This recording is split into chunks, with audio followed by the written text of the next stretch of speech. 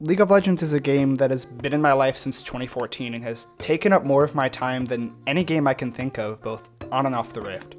You could say League has influenced a lot of modern gaming culture, but I believe its success comes from its ability to create a culture around itself. Hi, my name is Kyle, and welcome to What I Love. This is a series where I speak on the things I love, from movies to music, or in the case of this initial episode, video games. So let's get back to basics. For anyone unaware, League of Legends is a 5-on-5 competitive video game where players work in the team to take down an enemy nexus. It's like reverse tug of war. You push in, destroy the crystal, and you win. That's breaking it down to basics.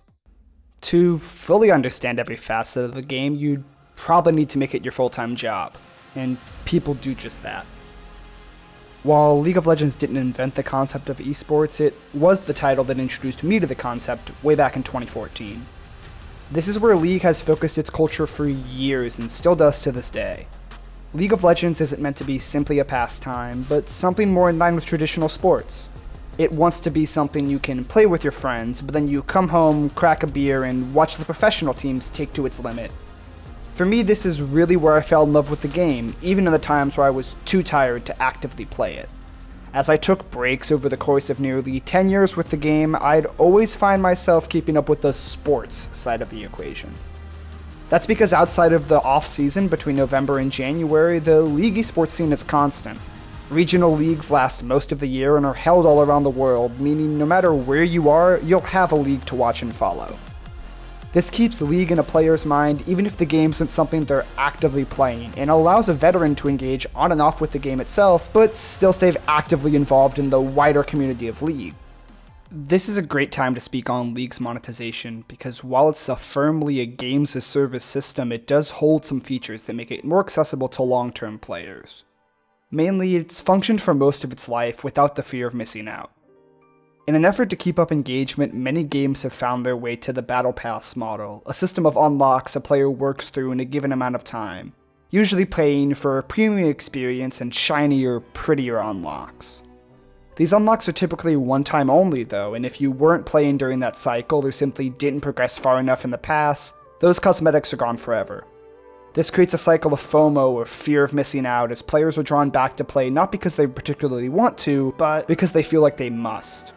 League, for the majority of its cosmetics, operates with a simple store where you put money in and you can purchase a skin for any character you own. Character unlocks work the same way. As long as you have enough in-game currency, you can purchase a character. No time gating or hiding unlocks behind a battle pass. These choices, while simple, make League as a wider system accessible, even if the game itself can be complex. Like I mentioned, League is complex and not the most inviting game to newcomers, so how did Riot choose to try and engage with new players? By expanding League beyond itself. While the game itself, that 5-on-5 reverse tug of war, takes place on Summoner's Rift, the characters all exist within a wider world called Runeterra. This is the world where every spin-off of League takes place, including the same characters players are familiar with from League of Legends. Are relaxing strategy games your jam? Try Teamfight Tactics, including Dante from Devil May Cry. Oh, okay, no, sorry. I meant including Silco from Arcane.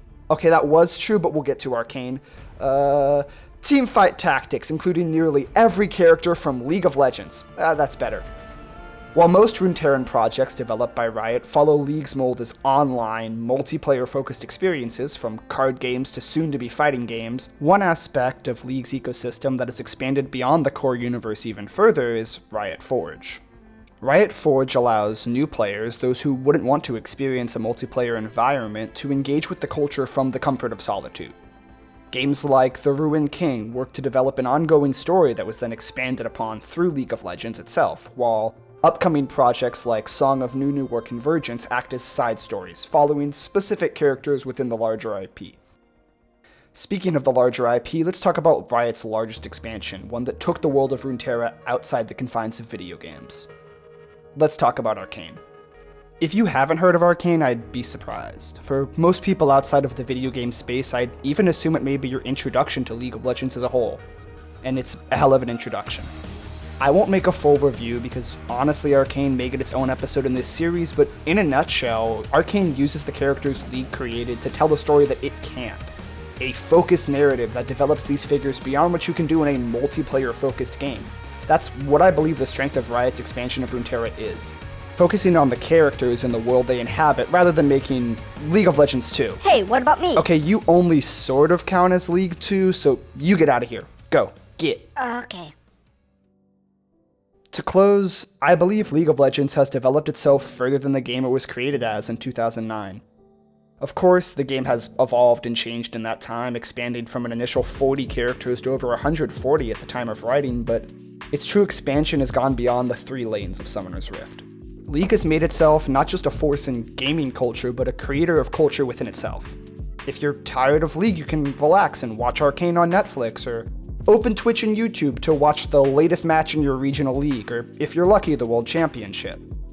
If you want to play something new, you can try your hand at being a master tactician or craft a deck to crush the competition. Or you can be like me and wait patiently with your fight stick. As of the writing of this video, League is in a weird place at the moment, where it seems like the game itself may be stagnating, with content coming slower and slower. And despite League's curious state, I believe the culture it's created has never been healthier. That culture is Runeterra, the characters League created in the world of which they inhabit. In an ironic twist of fate, I can see League developing into something similar to the game from which it was born from, Warcraft 3. Most people know Warcraft through World of Warcraft or Hearthstone, yet many don't go back to play the original franchise that spawned it all. I believe this may be the eventual fate of League of Legends, a game that had spawned a franchise and helped expand a studio but was eventually overshadowed by its children. Yet I'm not sad about this future if it comes to be, for it simply means that I'll have bigger and better things to look forward to for these characters that I've loved for so long. This has been What I Love League of Legends. Stay healthy, stay safe, and be good to one another.